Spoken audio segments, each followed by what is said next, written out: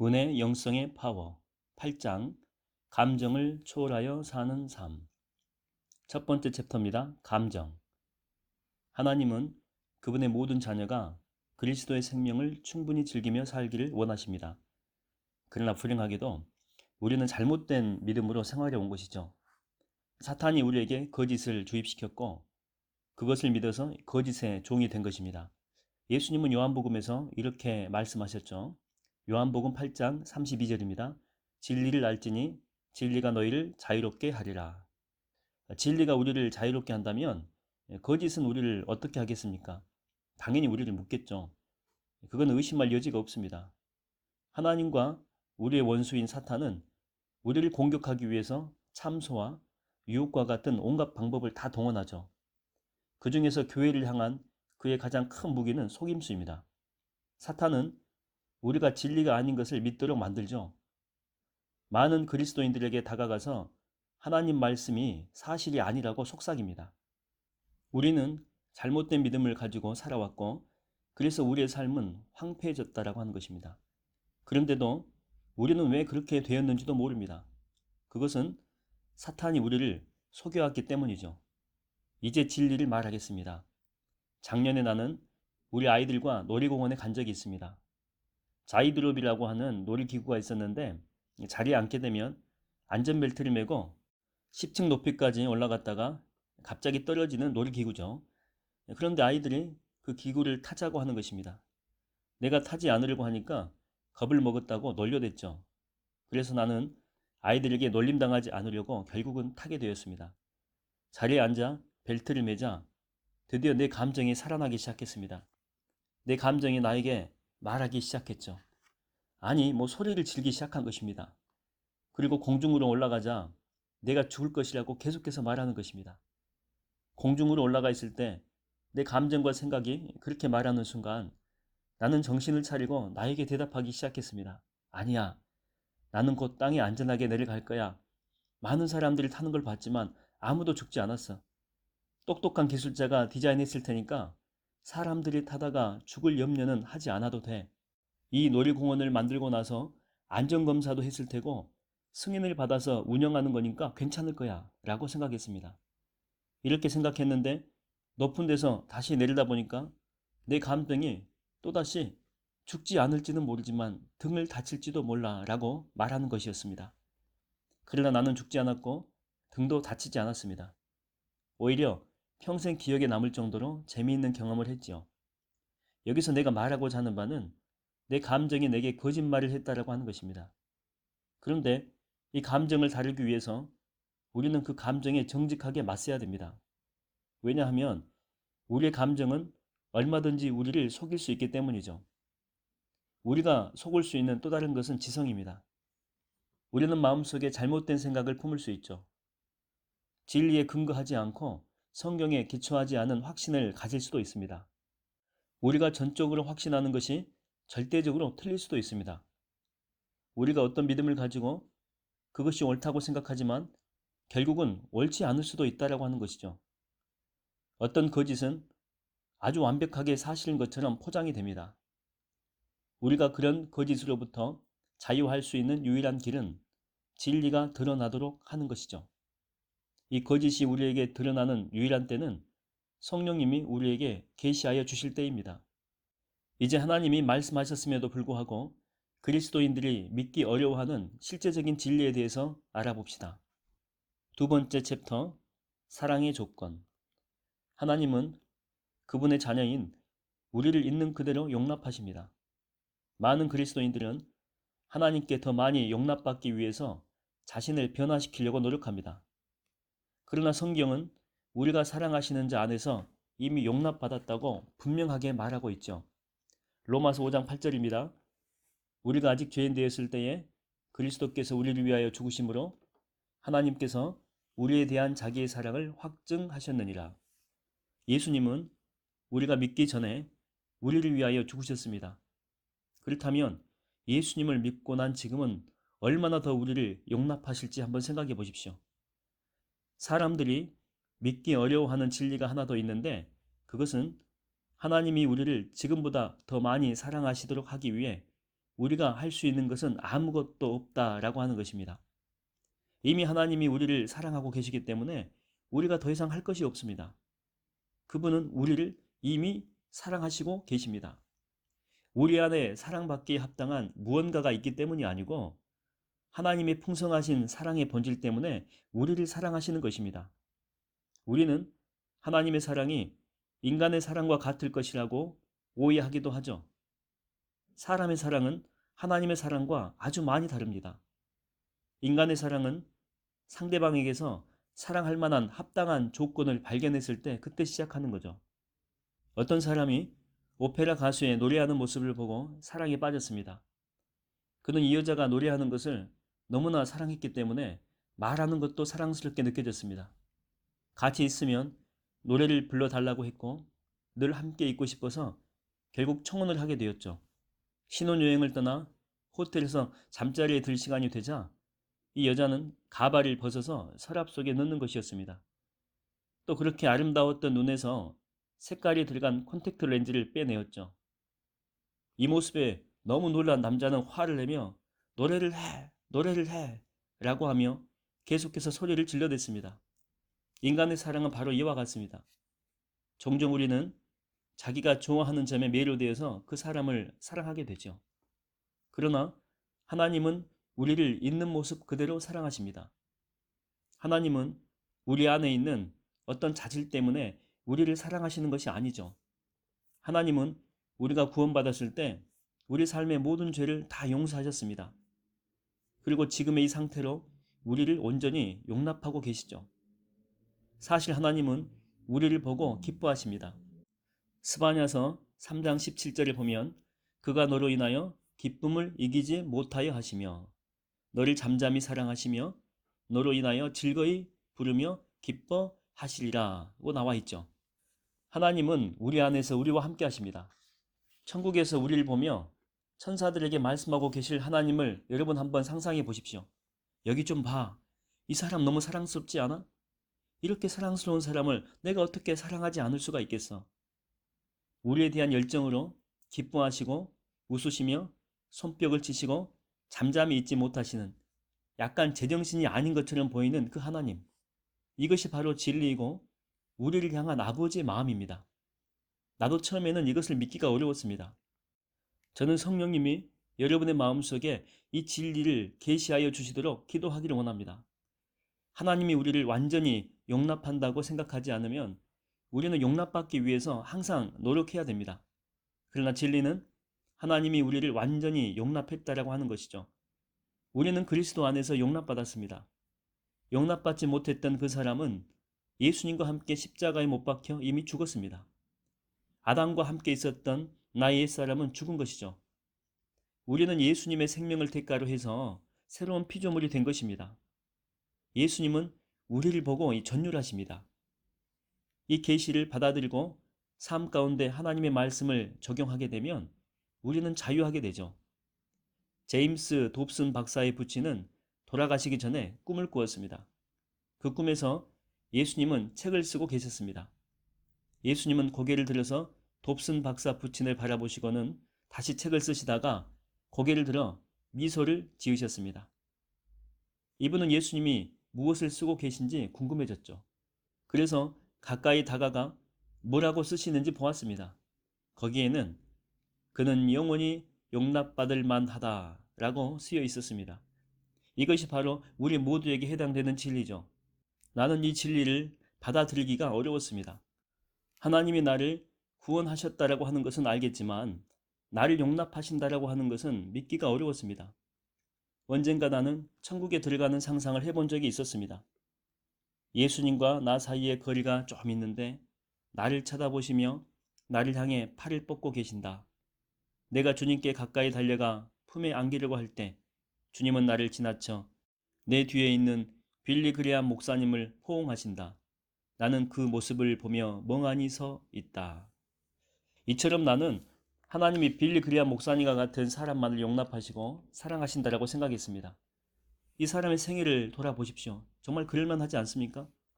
그러나 하나님은 우리를 빌리 그레암 목사님뿐만 아니라 다른 어느 누구와도 똑같이 받아주신다라고 하는 것이죠. 우리 모두가 예수님을 통해서 하나님께 가까이 나아가기 때문입니다. 만약 1에서 10까지 점수를 매긴다면 하나님 아버지가 그 아들 예수님에게 몇 점을 주셨을 것 같습니까? 10점이죠.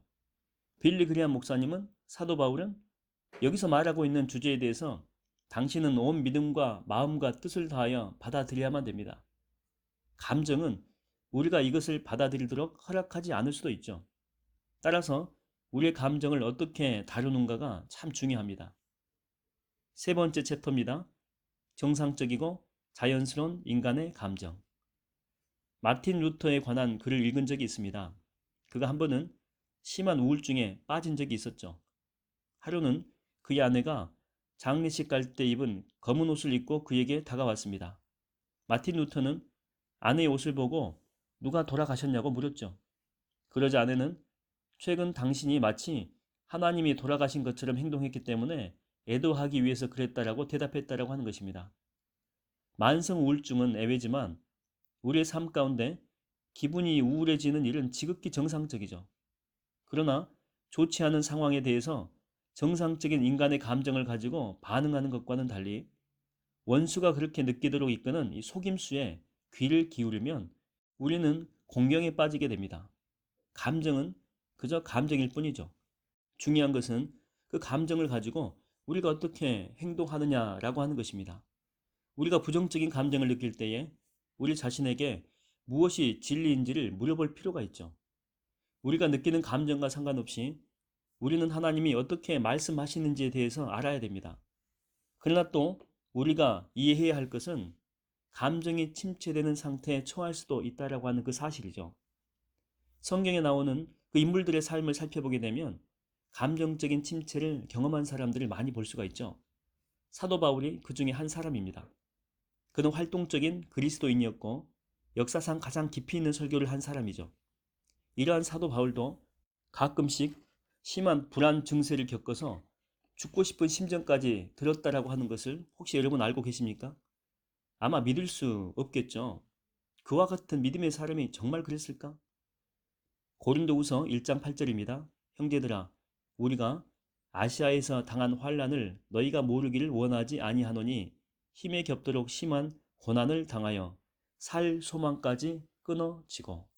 그러니까 사도 바울은 자신의 힘으로 감당하기 어려운 고생을 해서 살 소망이 끊어졌다라고 말하고 있죠.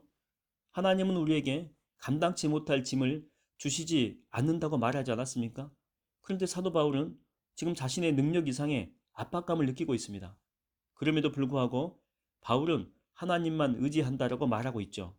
사도 바울은 자신의 삶에 대해서 절망을 느끼고 있습니다. 그렇다고 사도 바울이 영적으로 잘못된 것은 아니죠. 사도 바울은 아주 정상적이고 자연스러운 인간의 감정을 보여주고 있을 뿐입니다. 만약에 우리가 강한 믿음을 가진 사람이 부정적인 감정과 고통을 묘사하고 있는 본보기를 원한다라고 한다면 욥기를 보십시오. 욥은 23장에서 자신의 감정이 얼마나 수렁에 빠져 있는지를 말하고 있습니다. 욥기 23장 2절에서 9절까지입니다. 오늘도 내게 반항하는 마음과 근심이 있나니 내가 받는 재앙이 탄식보다 무거움이라. 내가 어찌하면 하나님을 발견하고 그의 초소에 나아가랴. 그런데 앞으로 가도 그가 아니 계시고 뒤로 가도 보이지 아니하며 그가 왼쪽에 일하시나 내가 만날 수가 없고 그가 오른쪽으로 돌이키시나 뵐 수가 없구나. 이것이 그가 맞는 위기의 시험이었죠. 우리도 이런 경험이 있지 않습니까? 그러나 욥은 10절에서 다음과 같이 이야기를 합니다. 23장 10절입니다. 그러나 내가 가는 길을 그가 아시나니 그가 나를 단련하신 후에는 내가 순금같이 되어 나오리라. 지금 욥의 감정은 바닥에 있지만 그의 믿음은 정상에 있음을 보여주고 있죠. 우리가 정상적인 인간의 감정을 가졌다고 해도 원수가 속삭이는 거짓말에 속아 넘어가지 않도록 해야 됩니다. 이것은 오직 믿음으로만 가능하죠. 나는 주님의 영광에 이르기까지 항상 기뻐해야 한다는 가르침에 어려움을 느낍니다. 우리는 어쨌든 울어야 될 때가 있죠. 누군가가 죽으면 장례식이 갑니다. 그곳에서 눈물을 감추고 서로가 미소를 지으며 유쾌한 기분으로 있다면 어떻겠습니까? 내가 죽으면 천국에 간다는 것을 아내가 알고 있긴 합니다. 그래도 이 세상에서 이별하는 아쉬움 때문에 눈물을 흘리는 것은 정상이 아니겠습니까? 아내가 먼저 떠난다면 나는 울 것입니다. 나는 지금 정상적이고 인간적인 감정 표현은 잘못이 아니라는 점을 말하고 있죠. 우리는 그러한 삶의 모범을 바로 예수님에게서 찾을 수가 있죠. 히브리서 5장 7절입니다. 그는 육체에 계실 때에 자기를 죽음에서 능히 구원하실 이에게 심한 통곡과 눈물로 간구와 소원을 올렸고 그의 경건하심으로 말미암아 들으심을 얻었느니라. 성경은 예수님이 그냥 우신 것이 아니라 심하게 통곡하셨다라고 말하죠. 언제 그렇게 하셨습니까?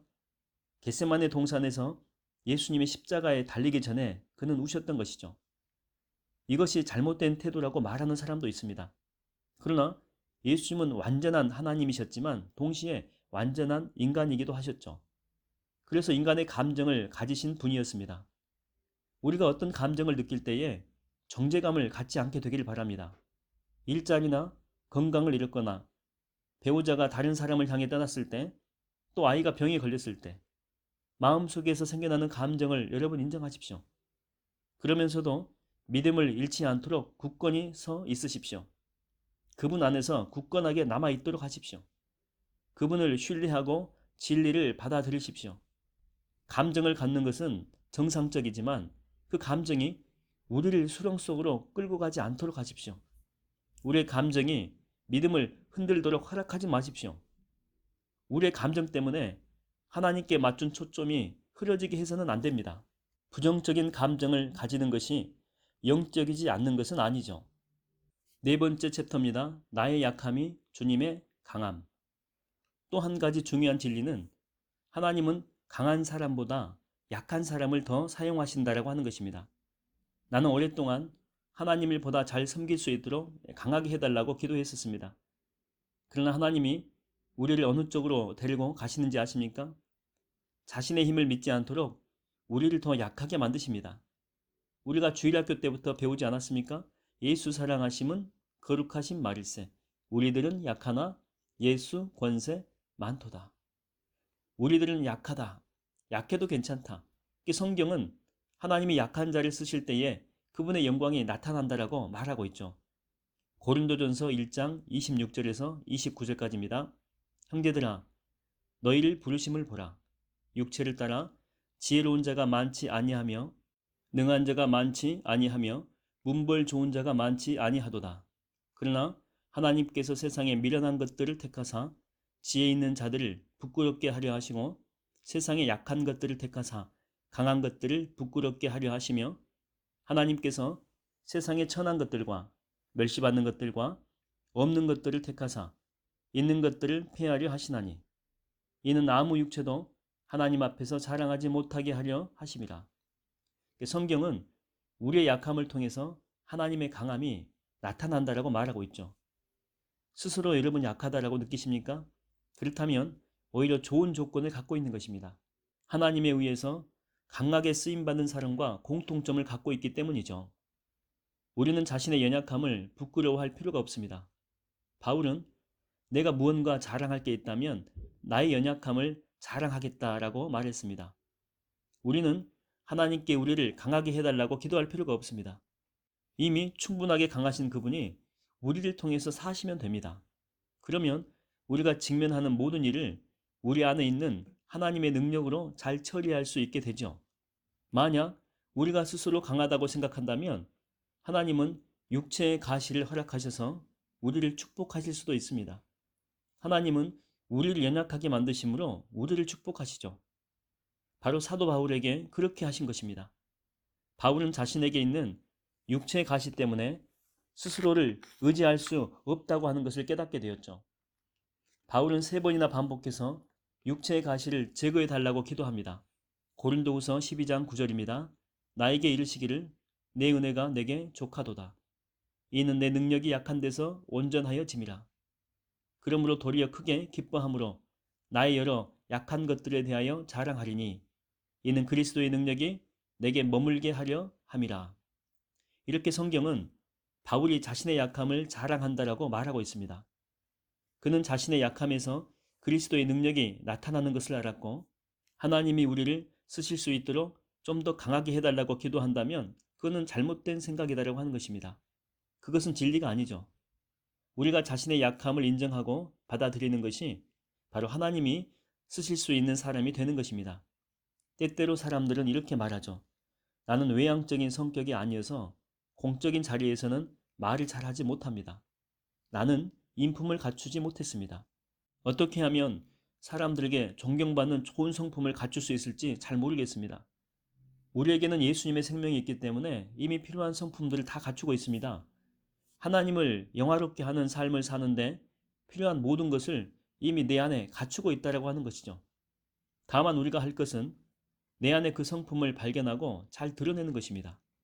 지금까지 나는 몇 가지의 진리를 언급했는데 이 진리들을 통해서 성령님이 당신의 마음 가운데 역사하실 것이라고 믿습니다. 어쩌면 우리는 평생을 잘못된 믿음을 가지고 살아왔을지도 모릅니다. 진리는 하나님이 우리를 있는 모습 그대로 받으신다라고 하는 것입니다. 우리에게는 더 이상 고칠 것이 없습니다. 하나님은 우리를 있는 모습 그대로 용납하십니다. 우울해지는 것은 영적이지 않아서 생기는 현상이 아닙니다. 하나님은 강한 사람이 아닌 연약한 사람을 사용하십니다. 성령님이 이것에 대해서 계시해 주신다면 우리의 삶에 혁명이 일어나게 될 것입니다.